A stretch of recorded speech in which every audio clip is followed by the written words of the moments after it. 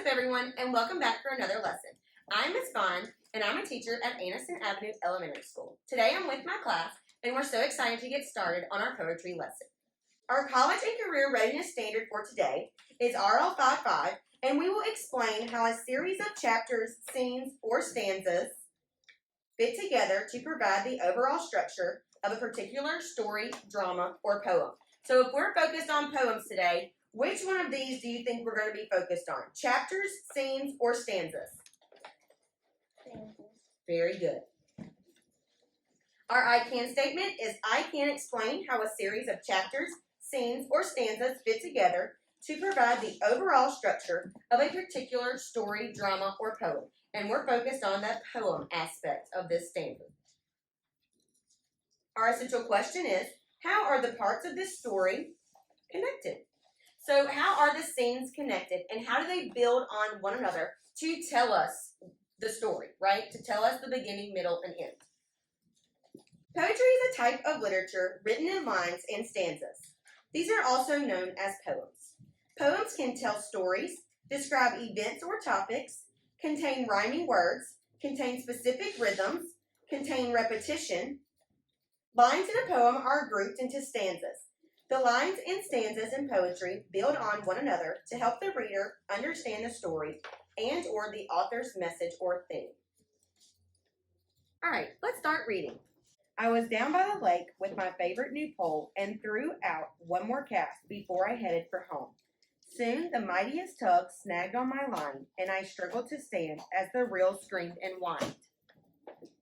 I caught just one glimpse of that cruel, scaly monster, and I swear that he grinned as he yanked my pole into the water. My heart burned with rage. It was vengeance I sought, so week after week I returned to that spot, with a pole twice as strong, so that fish would be caught, with a line twice as strong that could be pulled twice as taut. And finally I saw him. He was swimming so free, and just like I thought, he was grinning at me. And a fever came on me as I geared up my line, and my mighty rod cast so that fish would be mine. But in seconds I knew how this familiar tale would end, with my newest and best rod flying out of my hands, as it's dragged across the lake by a fish with a grin. And not long after, that's just what he did. And so, lacking the money to buy a new pole, I found a new hobby, writing fishy fish poems. Verses are the same as lines. Lines and verses create one stanza. So let's label the lines or verses in the first stanza and then go through and label each stanza. How many verses are in each stanza? 4. Very good. There are 4 verses in each stanza.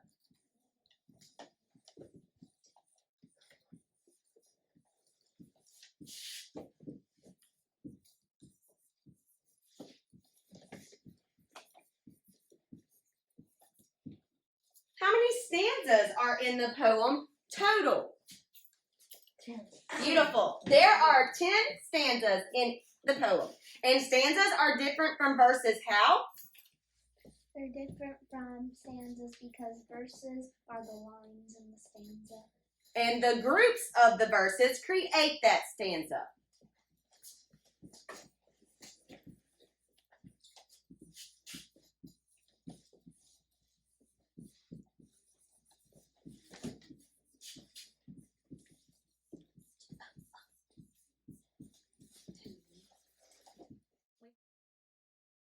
In stanza 4, which words at the ends of lines rhyme? Let's reread stanza 4. My heart burns with rage. It was vengeance I sought, so week after week I returned to that spot. Sought and spot. Very good. Please make sure you're paying attention to those spelling patterns, because if you don't know how to read the word sought, you're not going to recognize that sought and spot rhyme, okay?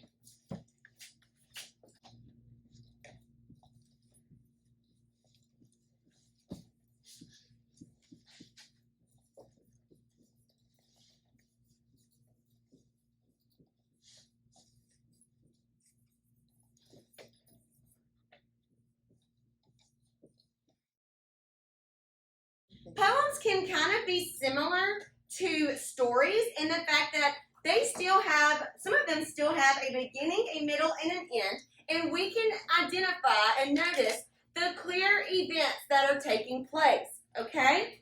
So what has happened in the beginning of the poem?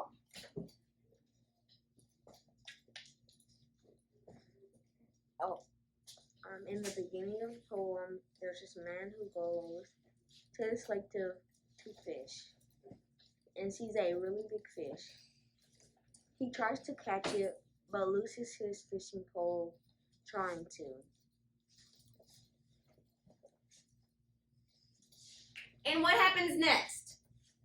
Because we're making sure that we are acknowledging and understanding how the stanzas build on one another. How do they lead to the next event that's taking place in the poem? So the middle is where, like, his blood is boiling, right? That's basically what it's saying. He is angry and wants revenge.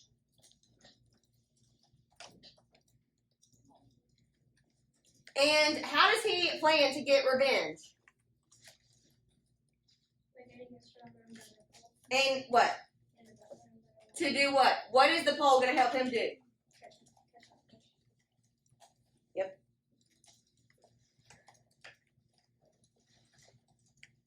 So the end will include stanza 8 and 9 and 10. This is the end. And what happens in the end? That's where he, what? In the end, he finds a new.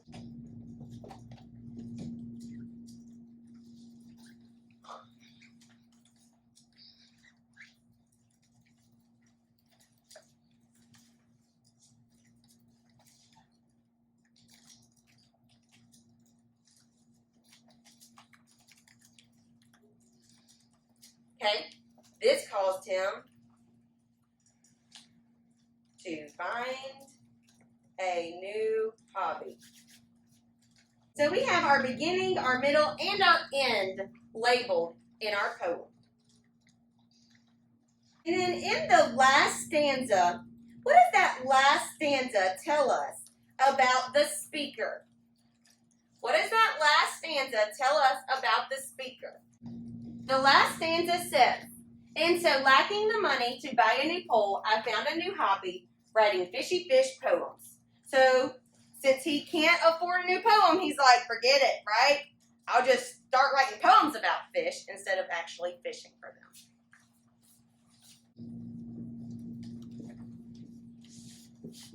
In your own words, tell me what that last stanza tells us about the speaker.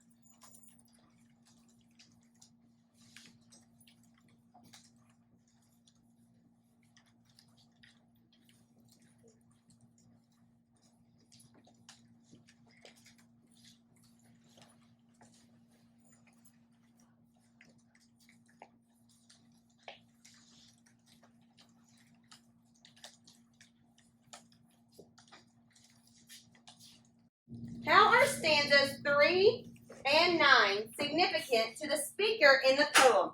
I'm going to go back and highlight what those stanzas said.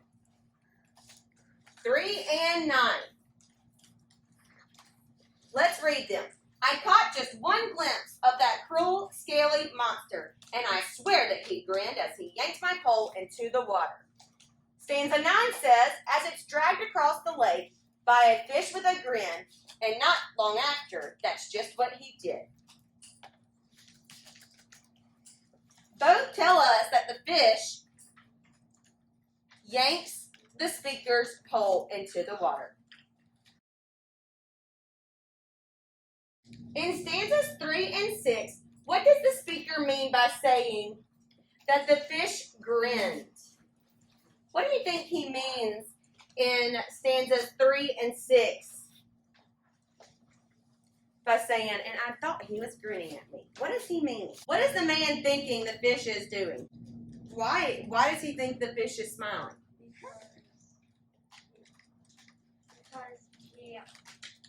fish keeps taking its toll, and Fish Mode is never going to get caught by the speaker. Very good.